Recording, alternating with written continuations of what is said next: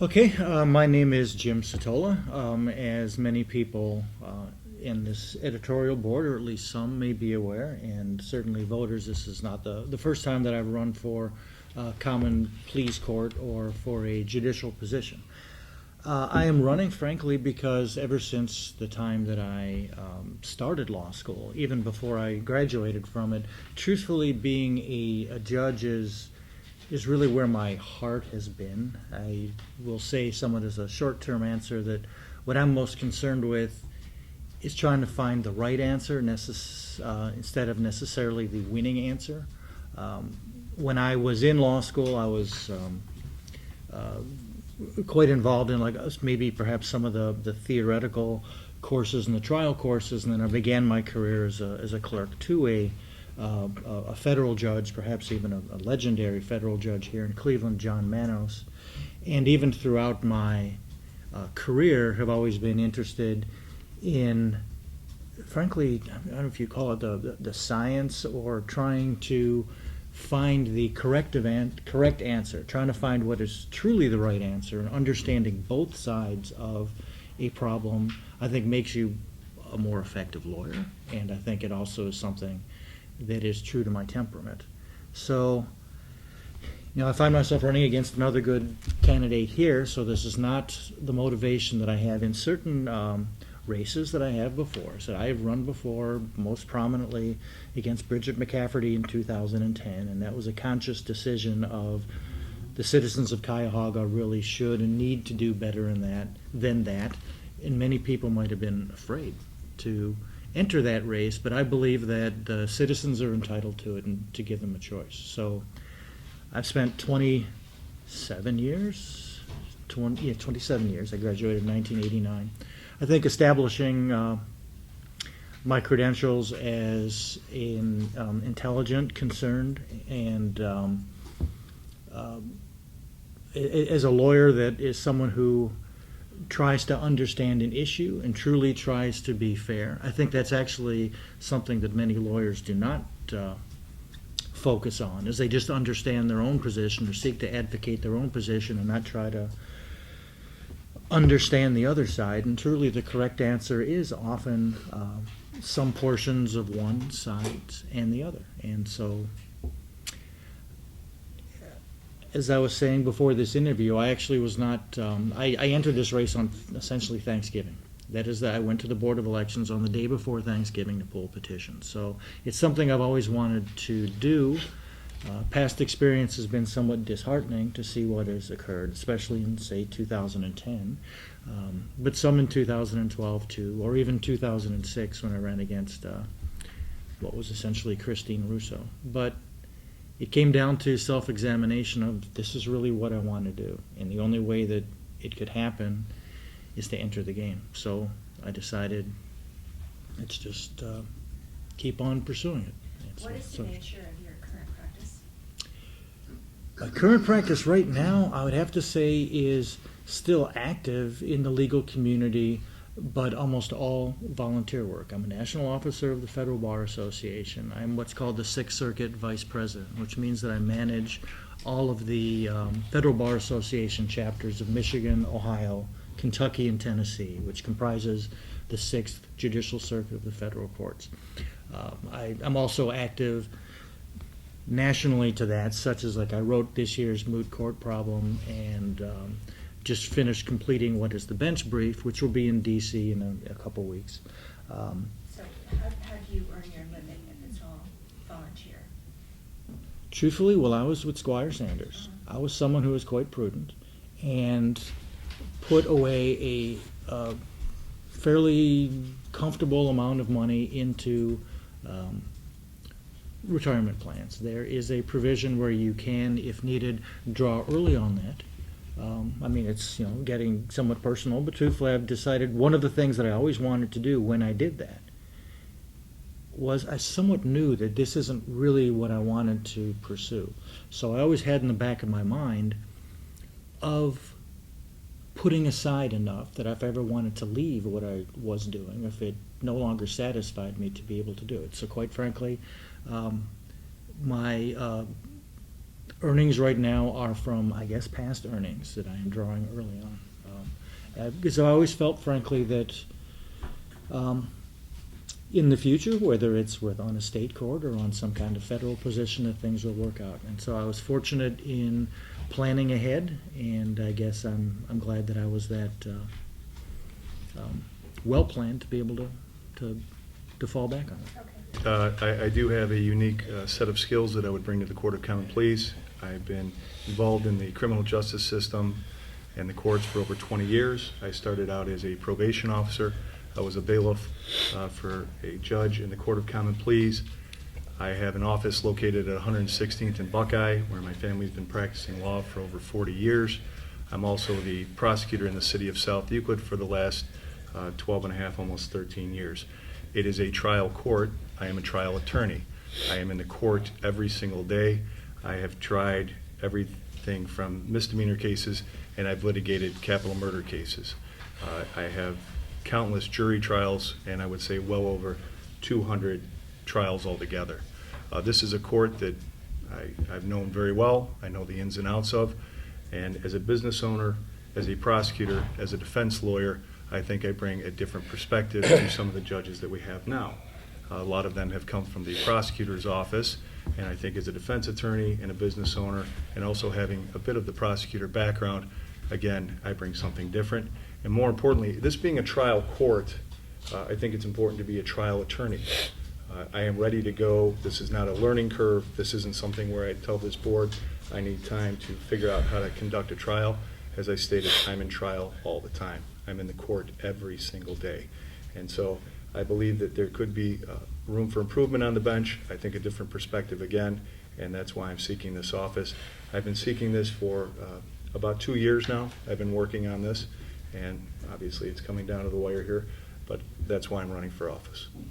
When you say you have prosecutor's experience, that means with the city of South Euclid? I do. So I for, as I said, almost 13 years I've been the prosecutor there. I work with the law department. I am in charge of, as we say, marking or litigating my own files, so I do all the plea bargaining, if you will, on those things. So I'm in court every single day. I try those misdemeanor cases, which on the Court of Common Pleas, it's not likely, but there's certainly misdemeanor cases that do eventually make its way through that court. The bulk of my business and income is certainly through Common Pleas Court and litigating felony cases. Was it your father who was the long-time? That was my father, Tom Shaughnessy, correct. And again, we still have our office, and we're serving the needs of the Cleveland community. And my brother and I, am very proud to say, rebuilt our office in Cleveland in the same location about 8 years ago. And we're a staple in the community. We provide free legal services to that area. It's an impoverished area of Cleveland. I'm very proud to say that I grew up there and that we stayed there, and we continue to fight for the people who live in that community. And I would certainly recognize that on the bench, having been a defense lawyer, some of the needs and concerns of our residents in the greater Cleveland community and how the bench views them, and are they being viewed equally with those who come from the suburbs. And I'm well aware of what their concerns are, and would be well aware as a judge of how to administer justice to both sides equally.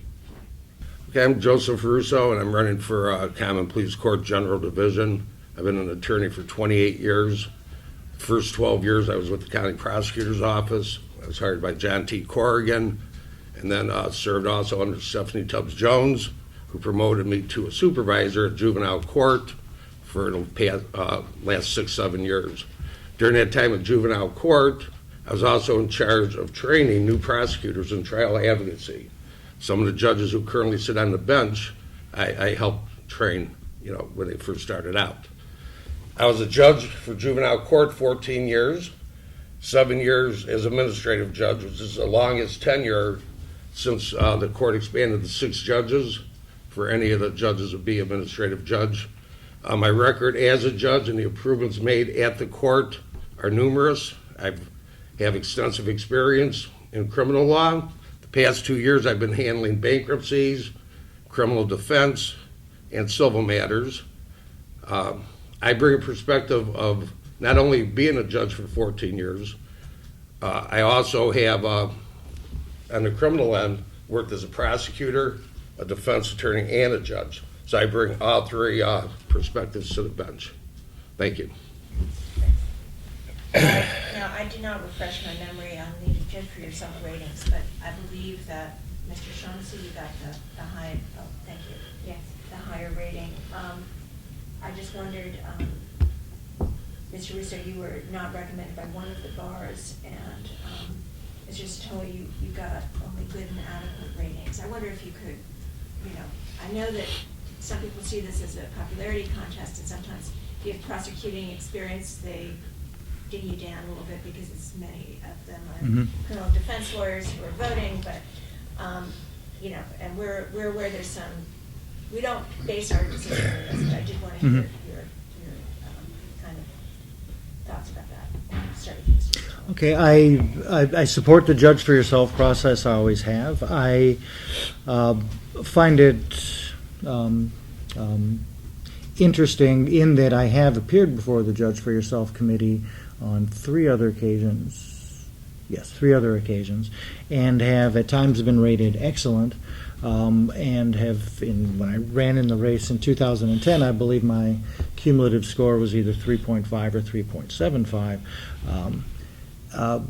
This time, I think I found that it was much more, the questioning was much more focused on purely a criminal aspect.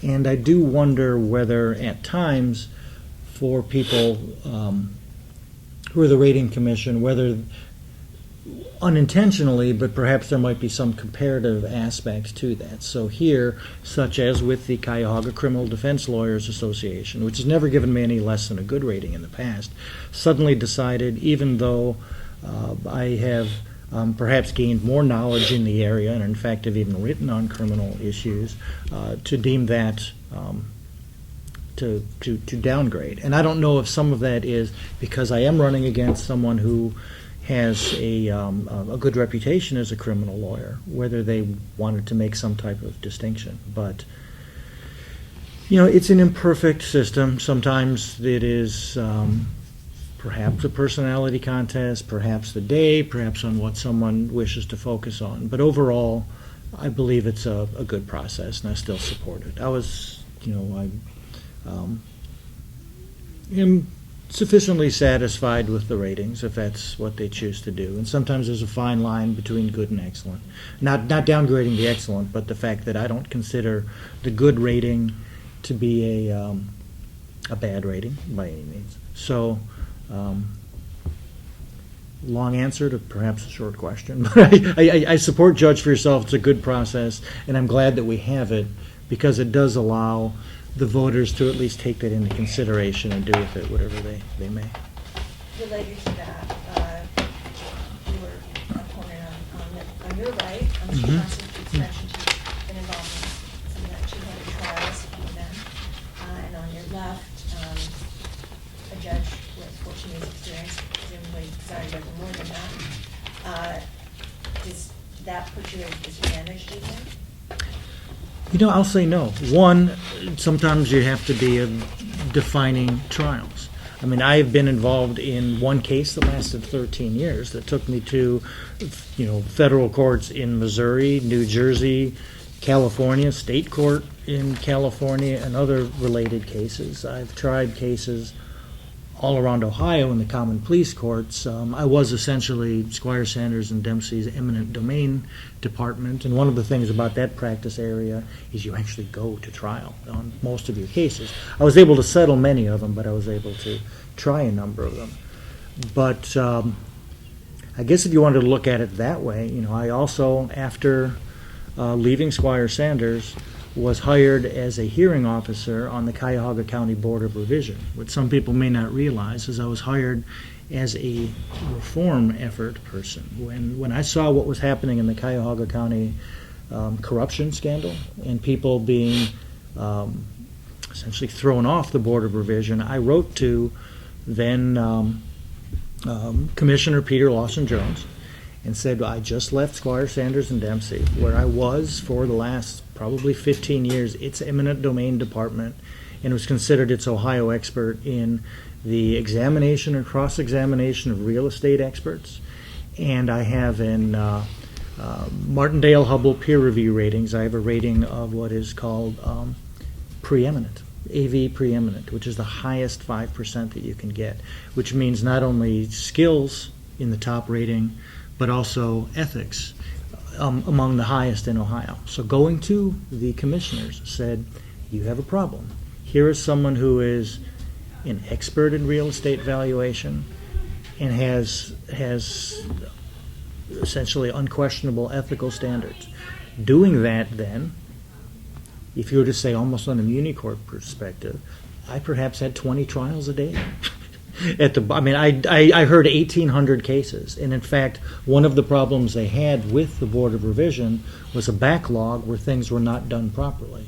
And I came up with essentially a review process where not only did we do the 1,800 cases that I heard live, where people came in for the most part, but reviewed thousands of other cases of going through the record. What my decision was is we had the Board of Revision write to all of the people that had what were essentially one hearing officer hearings, said we will have another hearing on those if you wish to, or if you wish to have the panel hear them as a 3-judge panel, as it were, and we'll review all the evidence and kind of do a new ruling on those. Do you accept that? For the most part, they did. But when you count trials, sometimes it's the trials I've been involved in have been sometimes very complicated trials. So it's not just volume. Mr. Satola, Mr. Russo, your thoughts about the judge for yourself? Well, I have some of the same feelings as Mr. Satola does. My rating went down from the first time I was rated when I ran for judge. Last time I ran in 2012, interestingly enough, I was rated higher than my opponent, who's currently a judge, and the plain dealer wrote an article about that because she was outraged that I was rated higher, and how can that be possible? I went down in the criminal defense bar also from good in 2012 to not recommended. And clearly I have my own personal thoughts on that I'll keep to myself. What I don't like, and I think Justice O'Connor is sort of looking at her way up to reforming the selection of judges. One of the things I don't like is regarding Judge for Yourself is that they're holding themselves out as the gospel or the holy grail or holy book of who to vote for. And that's in a couple dozen attorneys' hands. And they promote themselves by saying, don't just vote, if you don't know anything about a judge, vote for what we're telling you to vote for. Taking away from the voters' right or what they should be doing is, investigating themselves. And it's interesting that they don't give any reason for their ratings. At least they don't write any critique. Like if you go see a movie and there's a newspaper article about the movie, they'll give their reasons why they didn't like it, what was wrong. I have a list here. I have from Chief Justice Moyer in 2004, and also a list of accomplishments. I only have 3 copies. I apologize. And I'm sure they didn't look. And I'm sure they didn't look at that information and look at the job I did at juvenile court. I'm not sure how they came up with the ratings they did. Clearly, I had no complaints filed against me in my capacity as a judge. I had no affidavits filed of prejudice or remove myself ever in the 14 years as a judge. And in fact, the Supreme Court stated that my reputation among the legal community was very good in their decision. So why they rated me so low, adequate, and one not recommended, I don't know. You'd have to ask them. One other point I'd like to make out, one of the candidates, not in this race, but in another race, received a good, 1 or 2 goods, not recommended, and adequate. Which one is he? I'll ask. Which, so it's, I'm not sure how they come up with their ratings.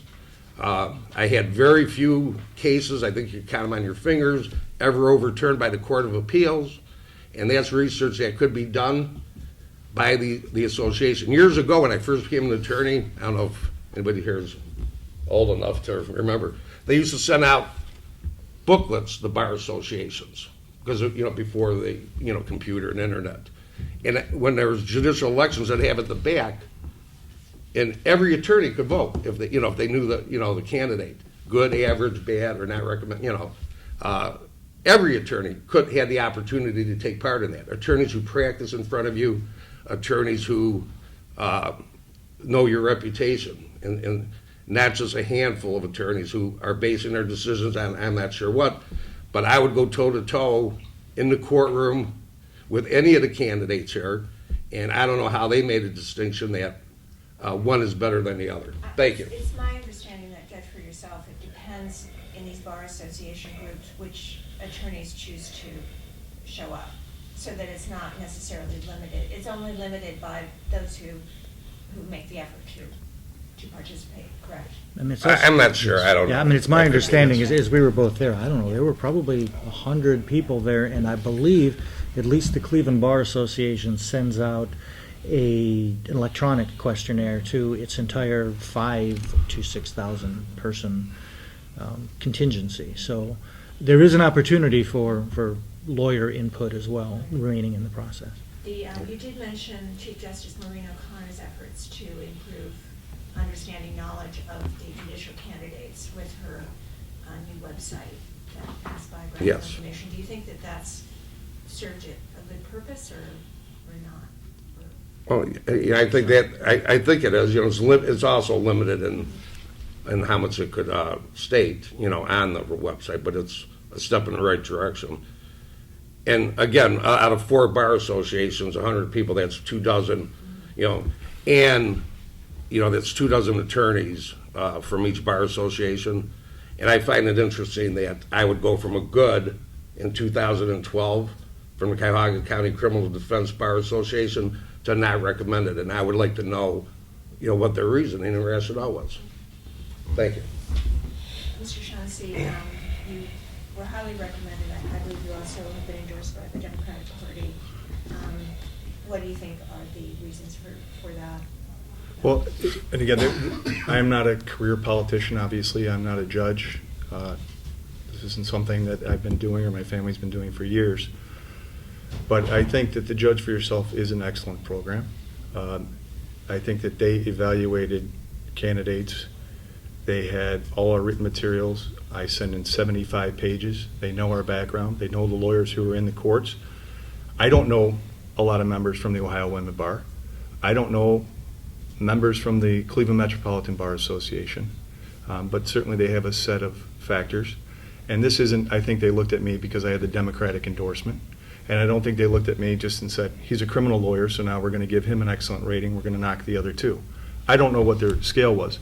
I would agree that the membership is vast. It's diverse. And so they collectively, each one individually votes, it's my understanding. So it's not they all got in the room and whoever shouted the loudest from the criminal bar then got members of the Cleveland Metropolitan Bar Association to change their opinions of me. Nor do I think that they got the Ohio Women's Bar to change their opinion as me, or the Norman S. Minor Bar. Certainly I came from a criminal defense, but if the criminal bar didn't respect what I was doing, I don't think they'd give me an excellent rating. I don't think it's a popularity contest with those folks, and I think if they were in the room, they'd be insulted that people would think that. I think that they're a dedicated group. I am overwhelmed to have an excellent rating. If you look back at Judge for Yourself over the years, I think I'm one of the few candidates to ever receive an excellent, for excellence, and not be a sitting judge. And out of all the candidates, if this was a popularity contest, then out of all the other candidates in the judicial races, I'm the only one to receive 1 excellent out of everyone, and I received 4. So if there was popularity in different groups or other groups were trying to get a other endorsed Democrat or a different minority or a different set of person in there, why didn't they get an excellent as well? So again, I'm very happy, I'm very humbled by my score, and I think it's a culmination of 20 years of working in that building, and people looked at my work ethic and they looked at my resume, and that's why I got the ratings I did. Well, I was going to change topics. So was I. Okay. Go ahead.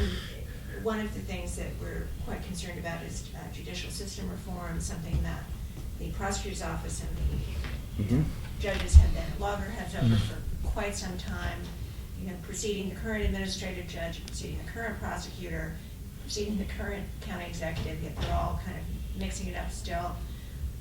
We'd like to know what, you know, you individually think you could do to promote criminal justice reform, and to prevent what appears to be what the county executive is targeted specifically, which is trying to make sure that poor defendants do not spend additional time in jail simply because they cannot afford to have a lawyer immediately representing them. And if I could answer that first. I've been on those committees. I am the past president of the Criminal Lawyers Association in Cuyahoga County. So I've sat in all of those meetings for 2 years. I attended those meetings. I still attend them now when I'm available to go to those. So I've been behind the scenes when it comes to the justice reform. There have been some excellent reforms made over the last several years.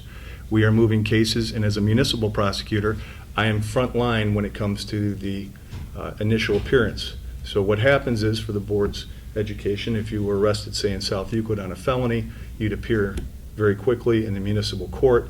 I, as the prosecutor, would be there. We would then have that matter set for an initial appearance. A bond would be set. The matter could then be sent downtown. Before, where people were sitting in Cuyahoga County Jail for lengths of period of time, that system is gone. People are moving quickly through the system, and I'm hands-on in each one of these. When they get downtown, they are certainly given a lawyer right away. We now have an afternoon docket, and so indigent clients are getting assigned counsel. I do a lot of indigent work. So again, I am representing these same folks, and as I stated previously, where my office is located, a lot of my clients, or most of my clients, are low-income individuals. So the reform that I would bring is a different perspective as a defense attorney coming to the bench, and also as a lawyer who's actually stood next to indigent clients and those who are in need of lawyers most. And that's not what we have on the bench right now. And so that's my unique perspective from the municipal prosecutor, and I was also a past president of Municipal Prosecutors Association, so I was involved in that aspect as well. So there is need for reform.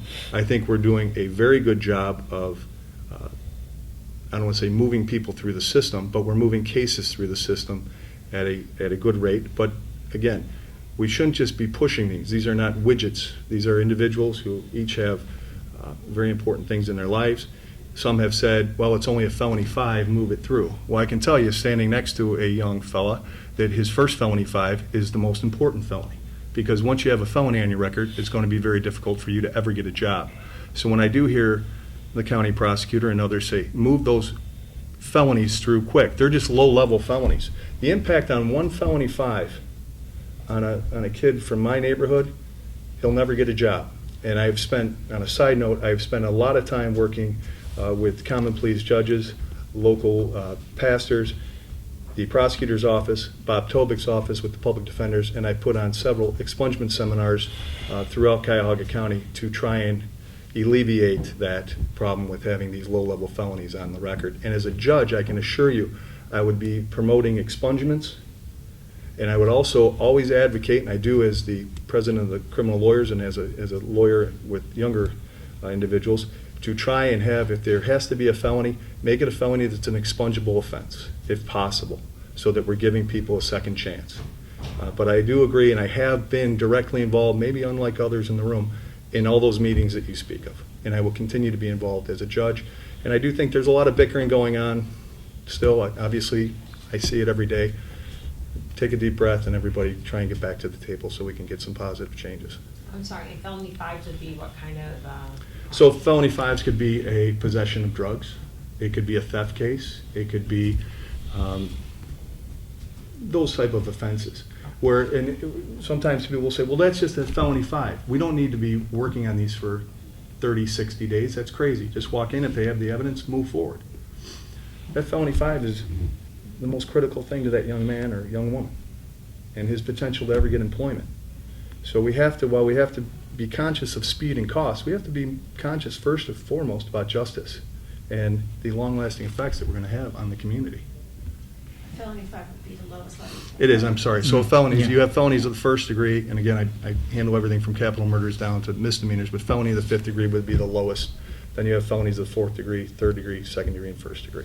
1st degree being the highest. The new Satola would be. Misdemeanor. It would be. Mr. Satola? Obviously will defer to Mr. Shaughnessy in experience, frontline experience as to criminal justice reform. I mean, I do not come to this interview or this race saying that the workings on a day-to-day basis in the past have been in the criminal arena. By the same token, I have built a long reputation in the Cleveland legal community as someone that's a conciliator, someone that can bring people together and work with people around. And I believe I would continue with that. I mean, as to specifics, as to what I have to say to you today, I agree with everything that Mr. Shaughnessy had to say. I mean, I'm interested in the criminal system and follow it to the extent that I do think that treating law of any kind as a business, whether it's to be let's move those felony convictions through quickly or let's let them sit for a while into the municipal courts where they do the initial arraignment before sending them to the common pleas court is a horrible type of situation. I have built a reputation of someone somewhat comically saying the fact that there is an afternoon docket is an improvement already, as to some that may be on the court because they do not have an afternoon presence. So I'm someone who is not a typical politician or frankly a typical county employee where no one sees 4:31 p.m. on any given day.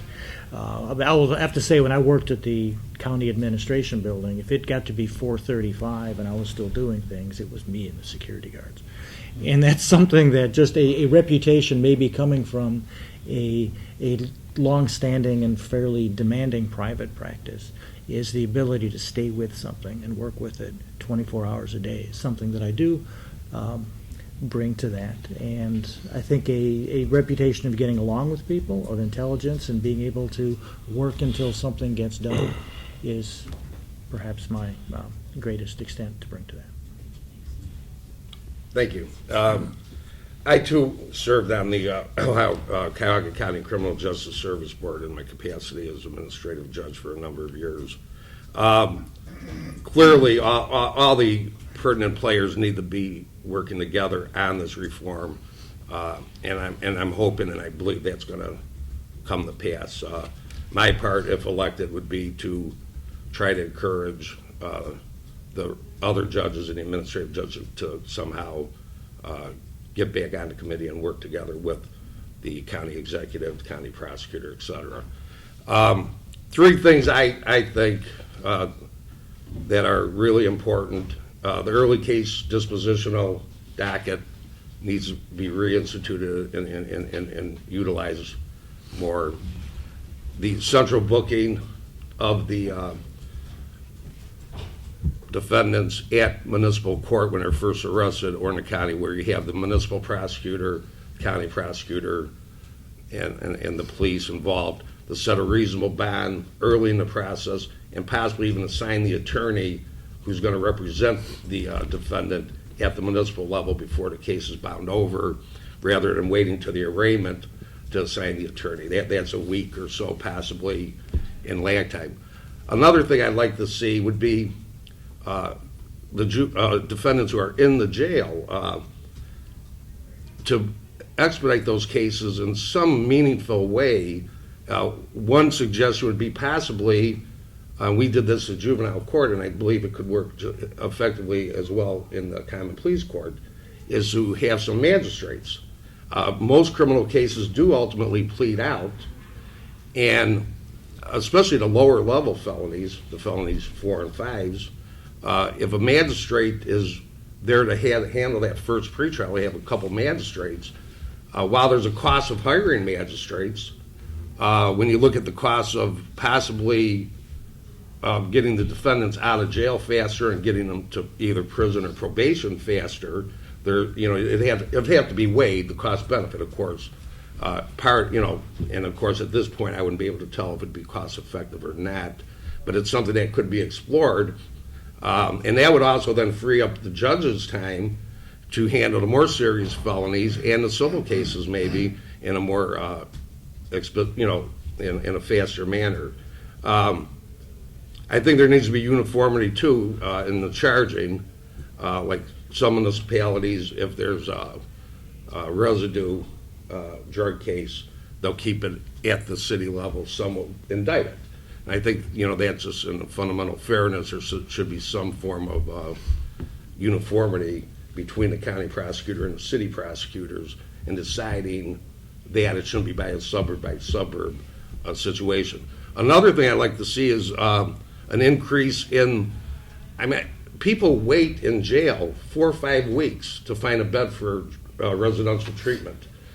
Many of the defendants in mental health services, many of the defendants do have some form of substance abuse problem, mental health issues. And the wait for a bed that long, again, the jails probably double the population, what should be in there at any one time. Also, I'd like to see the probation reports come out faster, especially on the low-level felonies.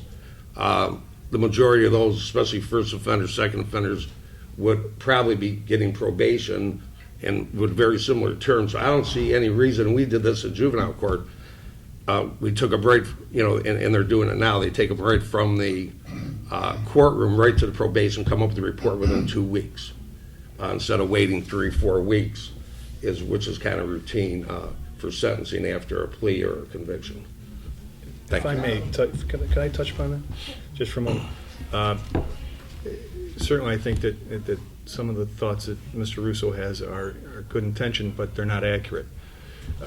In being hands-on day-to-day in the courtroom and in the jail and handling these cases, the low-level felonies that we speak of, those individuals generally are not in jail. That's a misunderstanding that people have. If you went and you checked the jail list right now, the 4s and 5s, the low-level felonies, generally they're getting placed out into the community on a low-level bond. We have a program known as court-supervised release. Court-supervised release has been implemented through the justice reform to alleviate the very problem that Mr. Russo just indicated.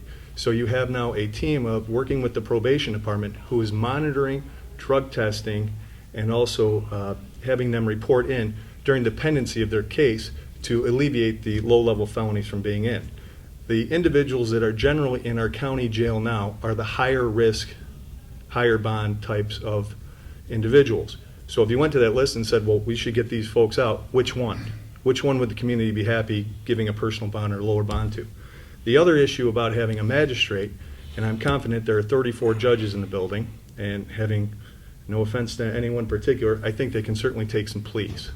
The plea bargaining system obviously alleviates the majority of the cases we have, but a plea in total generally takes about 10 minutes, 15 minutes. There's some issues with access to the jail as a defense attorney, trying to get into jail. That's a difficult situation. But also when we talk about those 4s and 5s and we could have a magistrate right there and then just move them right through, it's absolutely not practical to do that in every situation. For instance, a drug case where an individual was arrested in Cleveland, brought over to the county under certain people's theory, well, we could have a magistrate there and a lawyer there and we could just plea that kid to a felony 5 right there. Well, the problem is we don't have a drug test back. And I'm going to commit malpractice if I start pleading people without having the information before we can do that. So while justice might cost us a little bit more money, in the end, again, it's not a business. So I don't believe we need magistrates. I think the judges can certainly handle their dockets. If we look at the criminal cases, and when I was a bailiff, the criminal cases were up probably 40% from where they are now. The civil cases are down dramatically. And if you asked any common pleas judge right now, they tell you their dockets are lower than they were 10 years ago. The civil cases aren't what they were 10 years ago.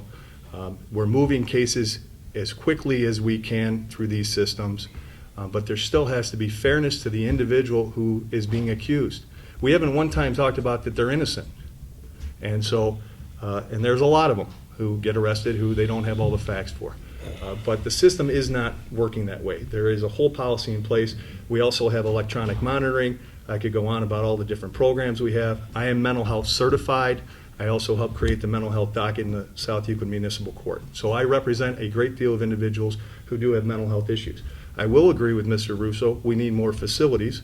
That's why it's very important that we pass legislation here. I know that we have, or a new levy coming up. That's important because we do need those. And we do have now, and I'm not sure if these two fellows are aware of it, we do have specialized dockets now for mental health.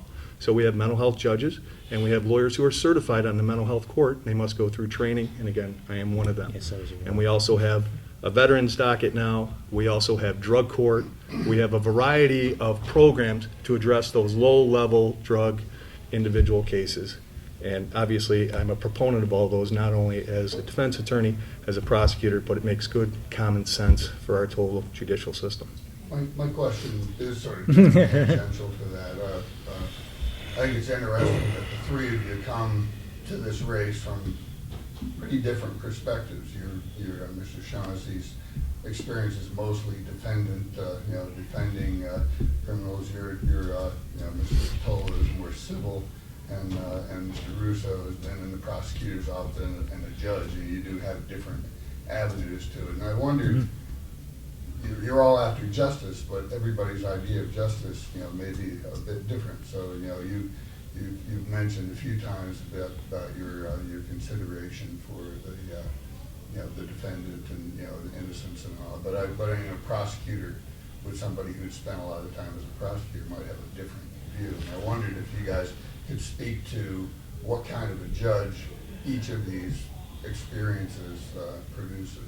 Well, if I may, so I'm also the prosecutor, as I indicated, for the last 12 years. And while they're misdemeanors, And I know you've all Right. gotten in So- other experiences. So I do bring that, and that's why I think I have a balance, having done both, and I'm simultaneously doing them. So I do evaluate each one, and obviously I think that I've represented victims of domestic violence as the prosecutor, and we prosecuted numerous and thousands of cases out there from traffic on down. So on the bench, having the probation experience as well, I think I understand what programs are available, but certainly those who need to go to prison are going to go to prison. We're going to be firm-handed, we're going to be timely, we're going to be efficient, but we're also going to be fair across the board.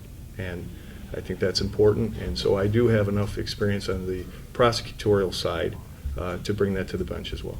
Mr. Satola, what's your perspective on that? Well, my perspective on that, I guess, maybe begins, 26 years ago when I began as a law clerk to a very active federal judge who was in trial many times a year, being able to view cases from that middle perspective, from what is essentially the judicial perspective of what is fair to the defendant, what is fair to the prosecution, and thinking of a case more as from the trying to do justice as opposed to trying to have whatever element of trying to win, whether that be from a prosecutorial or defense. As you say, my primary addition to this race is that of someone who spent many, many years in civil litigation throughout the country, federal courts, state courts, from all the way from California and Arizona to New Jersey, and as far down as Texas, and obviously Ohio here in the north. One of the things, frankly, and this may be part of the reason that there's a smaller civil docket or fewer civil cases, is the way that court has traditionally been, is you have people who spend their 6 years and 32 seconds in the prosecutor's office, where they pass the minimum 6-year requirement to run for judge, and then when they become a judge, pay almost no attention to their civil cases. And when you have something that is an important civil case, I will say from experience and having practiced in common pleas courts throughout the country, one of the most discouraging things that I would run into, as with many of my colleagues, is you spend time with the case, say perhaps filing some type of summary judgment motion or some type of dismissal motion on a legal issue. You go in there, you prepare for it, you sit down, and the judge either says, well, what's this case about? And you sit there and go, you have got to be kidding. This case has been on your docket for 6 months, and this is where we stand for this? Or else they tell you that my fine staff attorney is really good at these things, and therefore they're going to handle their civil case. And that's one of the things, is there are 2 types of litigation, and civil is part of it. And one of the reasons I keep on, I have pursued these races, or to be a judge, is that's something I think is woefully missing, is someone who, from a perspective, understands some of these civil cases, or for that matter, sometimes cares about them. because my experience in going into them is that many of these judges, either their experience, their attention, or their interest is solely their criminal docket. And the civil docket is something that they leave to either civil attorneys or just hoping, sometimes I wonder if it's even a settlement strategy, to have such low interest in the case that the attorneys go out in the hallway and say, we need to settle this because who knows what's going to happen here. And that's not justice. That's just games. That's just being a politician, or not really. That's considering a judge more as somebody to just move cases and not care about cases. And to those people that are the civil litigants, and even though I came from a large firm background of what was then Squire, Sanders, and Dempsey, I was essentially a plaintiff's attorney from the very beginning. My training going to it was with what was then Nuremberg, Plevern, Heller, and McCarthy. And throughout the time that I was with Squire Sanders, many of the things I did, when you are doing, say, land acquisition, you are the plaintiff, or for that matter, I spent many years going all the way from the U.S. District Courts to the Supreme Court twice, doing theft of trade secrets cases where I represented the company that had its theft of trade secrets stolen. So I was that person who was asking for discovery. And one of the things, too, when you have a bench where their experience has been purely criminal, for many of them, they don't even understand what discovery is. There was almost no discovery in criminal cases up until perhaps 8 years ago or something of that nature when that changed. And so when you have something of a discovery dispute or something that has to do with preparing a case for trial, and you have a judge that really has almost no understanding of it, that is what becomes scary. So I've in my many years with both state and federal court of speaking with many judges, say truthfully, the criminal, not denigrating it, but that's a more formulaic practice, is something that one can ease into. But it has not been the experience, at least not mine, that you find people that have spent their entire lives in the criminal arena and not really much of a civil arena, or in a very basic civil arena, that develops much of an interest or much of a skill into. And that to me is where I think someone that brings that perspective, which is perhaps unusual to this race, that I think is important for the voters to know. Mr. Russo, what does your training and background bring to the, Well, of course, I've been on, in the criminal one, I've been on all three sides of it, as a judge, as a prosecutor, and as a criminal defense attorney. Civil cases I've handled on the plaintiff end, most of those, and I've been doing bankruptcy cases and offshoots of that, foreclosure, defense a little bit, things like that, of that nature. But I would say as a judge, when I was a judge, and as a judge, I looked at each case as very important to all parties involved.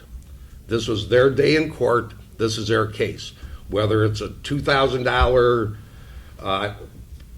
car that they bought, of course, I didn't handle those type of cases at juvenile court. But if it's a civil case, if it's a small $2,000 dispute, as opposed to a $100,000 dispute, if it's a felony 5 or a felony 1. All the parties want, I believe, of course they want the judge to rule in their favor, or a jury if there's a jury trial. They want to be able to feel that they've had a fair and impartial hearing, they had their day in court. So that's the first part of it all. And of course, if you have a jury in the case, your job as a judge is to rule on the evidence and control the court, the trial. For the most part. And then at the second stage is the sentencing. And that's where you weigh the accountability. If it's a criminal case, for instance, you weigh the accountability of the defendant, the protection of the society, and to try to make the victim whole and make the victim feel that justice was served. It's a balancing test on a case-by-case basis. Every case is going to be different. But I think the most important thing as a judge is that you apply the rules of evidence fairly.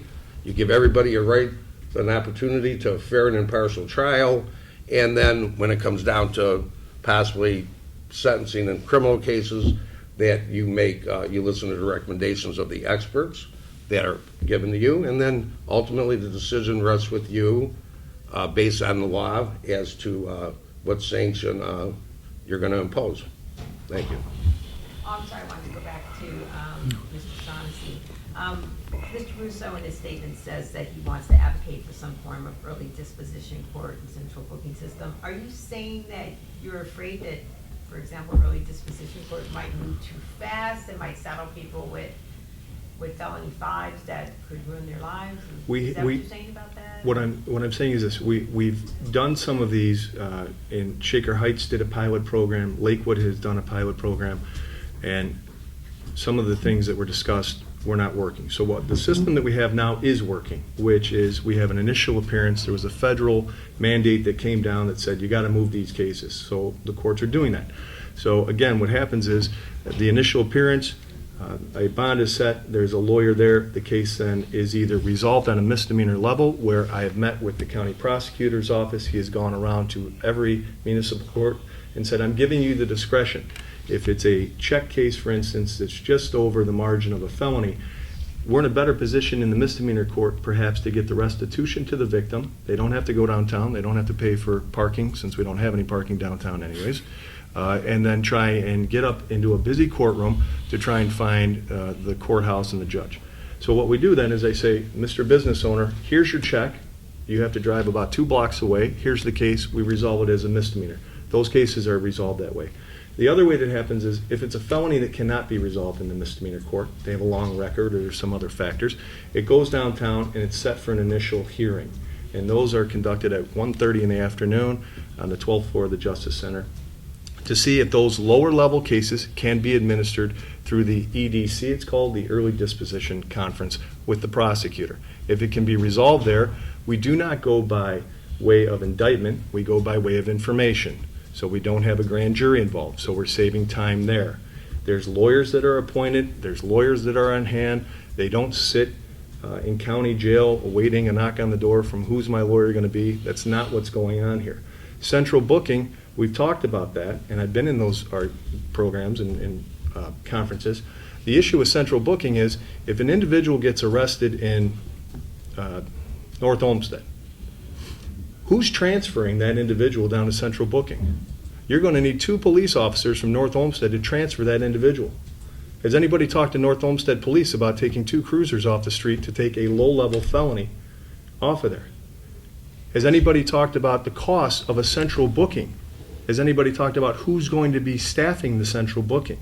So we have these great things we have in different courts where we're using technology, which is I'm an advocate for in the court, as well as where we're video conferencing to the court. So for instance, if you're out in Lyndhurst and they have a variety of different courts in Lyndhurst, Judge Boza can electronically call Mayfield Heights and you can conduct some things over the airways.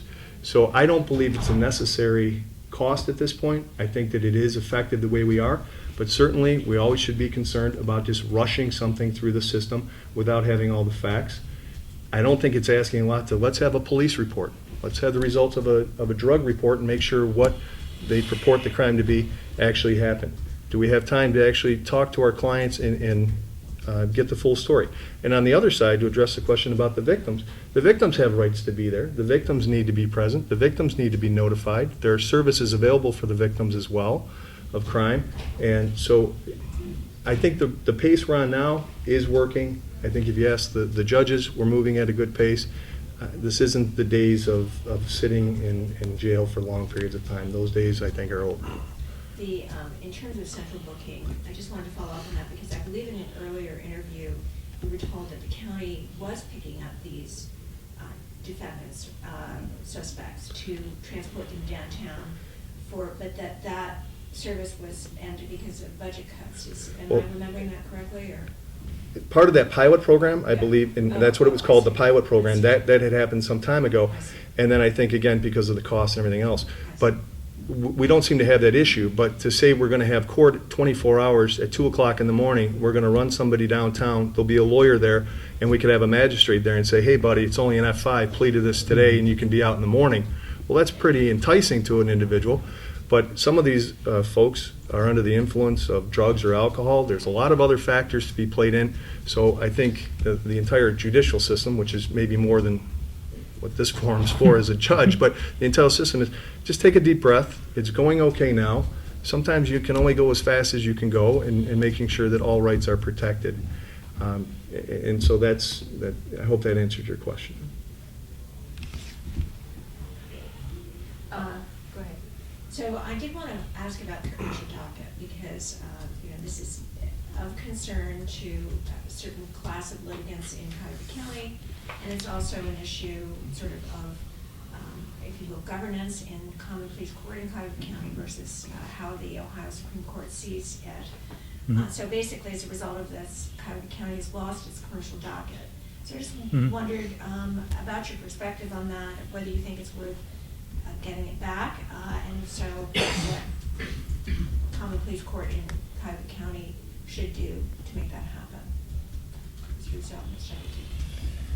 Kennedy. Well, I feel that that it's I really don't know the answer to that question. So I don't think I should come up here and state if I feel we should have it back or not.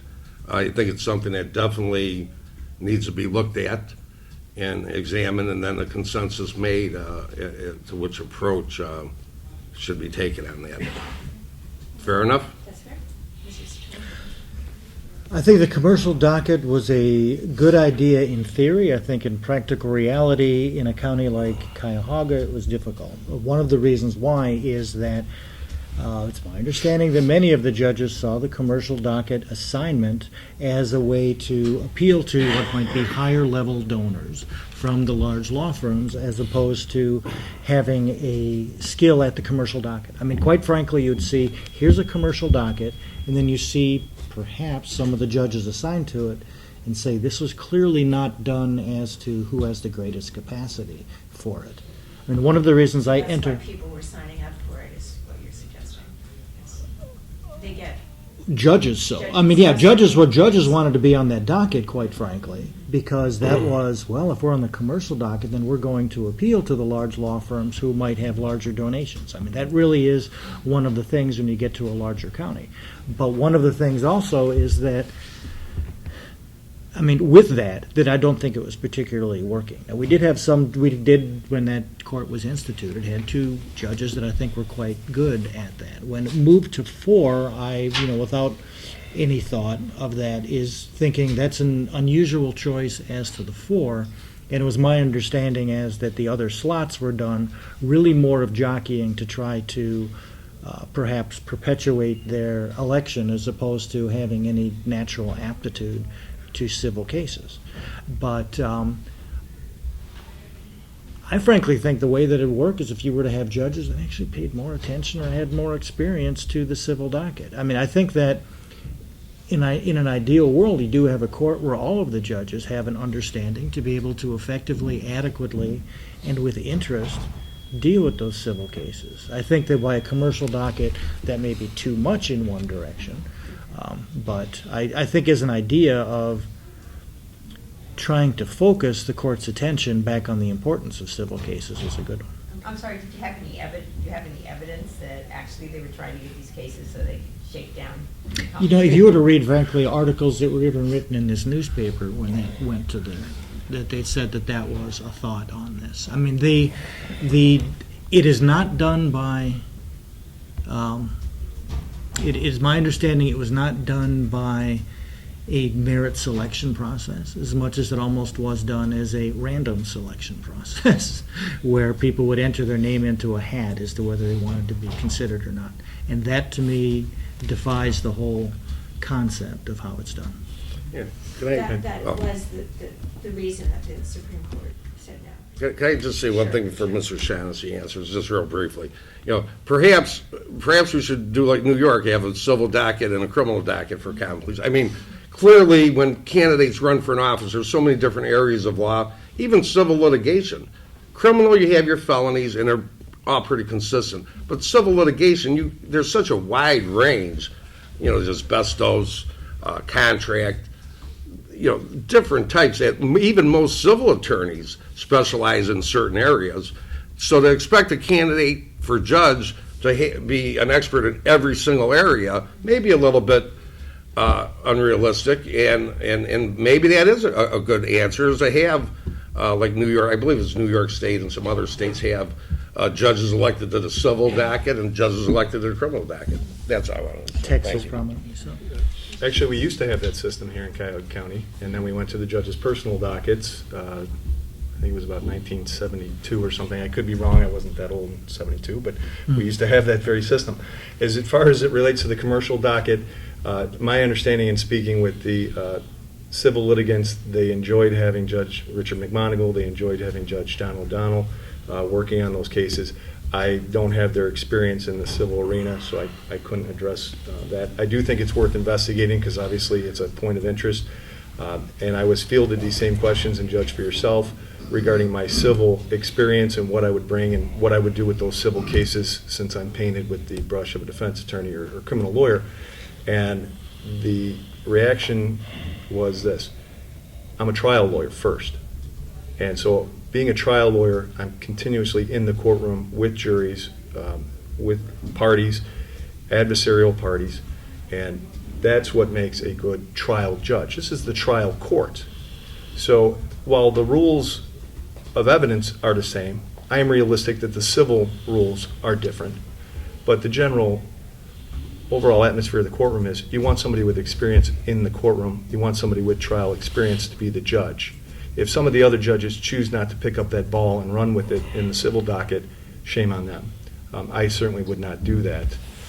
And again, I agree with Mr. Russo. There are a lot of avenues and a lot of different areas of law. But I think, again, we're talking about a trial court of common pleas, and we need judges with trial experience. And that will reflect in criminal and civil. And I guess if I could just add the one point of that, though, is in civil practice, that is perhaps part of my point. As much of civil practice has to do with writing, legal issues, perhaps jurisdictional issues, or issues that narrow a case or make a case perhaps dispositive without needing to go to trial. Yes, I was trained from the time of being on the, as a federal law clerk, and the rules of evidence and the rules of trial and trial practice. But one of the discouraging things is you find that a lot of the essentially criminal attentioned judges don't read those papers that they should. So yes, it's important to have someone in the courtroom, but it's also equally important to the parties not to spend tens of thousands of dollars or more for a judge that's not going to read those civil papers or understand those papers, that might obviate the need for the unnecessary expense to take a case to trial. We're getting very close to the end. Is there? I wanted a kind of a cool question. I wanted to ask about your motivation, starting with you, Mr. Shaughnessy. You talked about what you would bring to the bench, but why now? In the full bloom of your defense, your career, why do you want to go to the the bench with at this point in your career? You keep the answer short. Almost done. Sorry. Okay. I think we need a new perspective on the bench. I think we need some change on the bench. And I think you're right. I am essentially in my prime. I have a good business. I have a good practice. But I also look at the bench and I say, we need something different. We need a different experience on the bench. And so for the last 2 years, I've been driven to say, I'm going to become a judge, and I'm going to implement some of the things that I've been working on onto the court. And I think a fresh perspective. We have a couple of seats now. You're going to have a dramatic change in the court with retirements in 2018, and I believe now is the right time. I'm going to be 45 this month, and in speaking with some of the other judges who I respect greatly, they started their judicial careers around 45, and I'd like to. I've done capital murders. I've done a lot of different cases. I've done a lot of things already in my 20-some years, from, as I said, probation and bailiffing and these things. And I like a new challenge, and so that's why I'd like to be on the Court of Common Pleas. Mr. Satola, you spoke to this. I spoke to it earlier, yes. I said I have been an attorney for close to 27 years. This is pretty much what I've always wanted to do. And my motivation for doing it is really to follow my heart as to where I think my head is as well. Is what interests me is to find the fair and the just answer, and I will work to do it, and I don't think I'm clouded by an advocacy perspective. So frankly, my answer to this, I've hopefully been laying out over the past 26 years in my career, not only in court, but also in writing, samples of which I brought today, or in my, frankly, of experience. One of the things I'm doing next week, and instead of campaigning, is going to Columbus to be a judge in the final round tournament of the Ohio High School Mock Trial Tournament. I spend a great deal of time in doing that in the educational process, from law school, undergraduate, high school, middle school, and then, as some of you may be aware, I also am the chair of the 3Rs Committee of the Cleveland Metropolitan Bar Association, the school board, which teaches constitutional rights to 10th grade students, which is why, as someone who is, among other things, a First Amendment scholar, remembers that you are the defendant in Milkovich when you were a sports writer many years ago. And I can tell you, because my case took 17 years. Yeah, so I mean, but that's the thing, is one of the things I bring to this too is that I don't see law as just a job. I'm a historian. Frankly, one of my good friends was I'm glad to say I just had an email conversation with him yesterday, as someone who was the clerk of court on the U.S. Supreme Court for many years. And for many people, I'm considered kind of a legal historian as well. And I think that kind of perspective of loving the law, not just as a job, but as its history and its fulsomeness, and knowing where it's come, is something that's important. So as I say, this is where my heart is, and it's where I want to do it. Just, yes, just thank you. Yes, just to make sure all the parties feel that they had their day in court, and to make change in the court system, both civil and criminal. I think my past has shown that I'm good at working together with the other the other entities and players involved, like the county jail. I think you'd be surprised to see how many felony 3, 4s, and 5s are sitting in jail waiting for beds. The food there is deplorable, and I know that's not a judge's role, but it's part of the justice system. I'd like to see some changes made in the whole system, and I think I could. That's what I've done before, and that's what I'd like to do. Thank you. So I think it's time for a wrap. I would ask you each to be very brief in a way you just summed up, but just to tell us very briefly in 2 minutes or fewer why you think you are the best candidate in this race. So I'm going to start with you. Okay, briefly, I've said a lot of this already. Briefly, my experience as a judge for 14 years and my accomplishments as a judge, I believe, makes me the most qualified candidate here. And again, I've shown when I went into juvenile court, there was a lot of, I don't know if anybody goes back that far, a lot of isolation there, and people viewed it like, it's a mess, this and that. And I think you could see from the handout I gave you and the reputation of the court and the changes that have made, and working together with the various sheriff's department, police chiefs, commissioners at the time, defense bar, prosecutors. We made a lot of changes there as far as the way cases are charged, emergency custody dockets, getting children out of the agency's care in a much timely fashion, and terminating the foster care. So I think a lot of that working together, as far as the administration of the court goes, I'd be just one of 34, 33 judges. So, I'd be just one voice, but my voice, I'd like to be heard and try to make changes. As far as my actual caseload, dockets, I've already stated, to make sure everybody feels that they've had an opportunity to have their case heard fairly, and even though they may lose the case, at least walk away from there feeling that they had their day at court and understanding my rationale in reaching my decisions. And I had that many times from defense attorneys or prosecuting attorneys or civil attorneys on child custody cases come to me and say, even though, I appreciate that you took the time to explain why you came to that reason to the parties and it made their client understand how I reached my decision. Thank you. Thank you very much. Actually, we'll go in reverse order from the opening, so Mr. Shaughnessy. Thank you again for having us. I think that by looking at Judge for Yourself, you'll see that I am well respected by my peers in each and every group. I spent 20 years working in the criminal justice system.